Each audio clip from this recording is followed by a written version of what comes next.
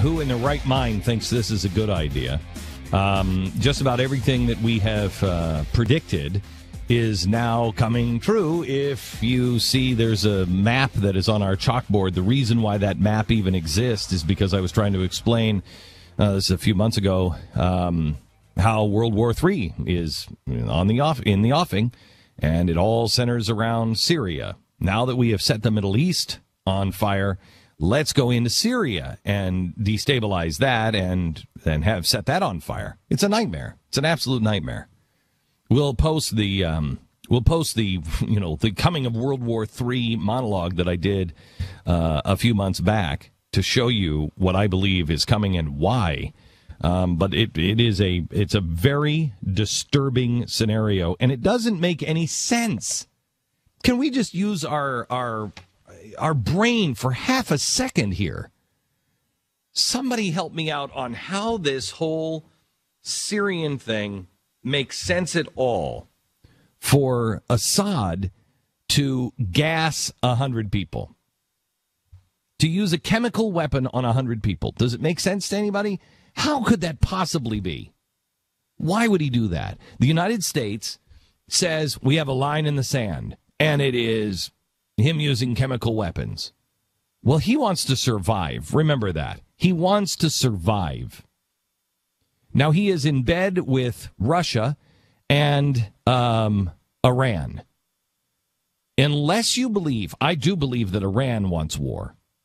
But unless you believe Russia wants war, it makes no sense. I don't think the Russians want war.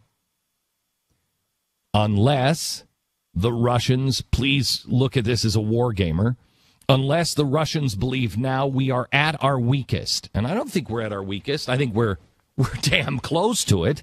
But I think we could be a little weaker. Give us another year. We'll be weaker. So why rush into something?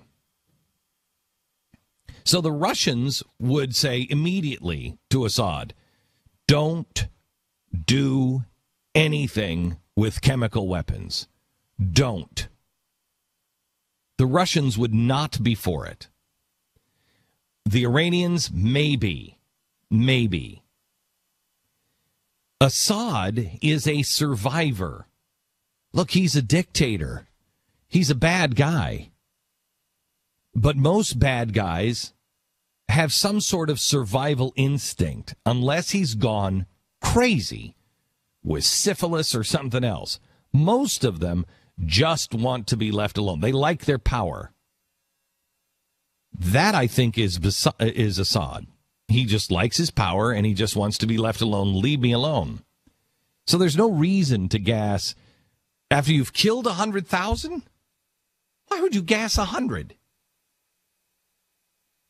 And as soon as the UN weapons inspectors came, what happens? Snipers from the rebels are taking out and pinning the UN trucks down. Wouldn't let the UN trucks go to the site. Now, why wouldn't you want the UN to go?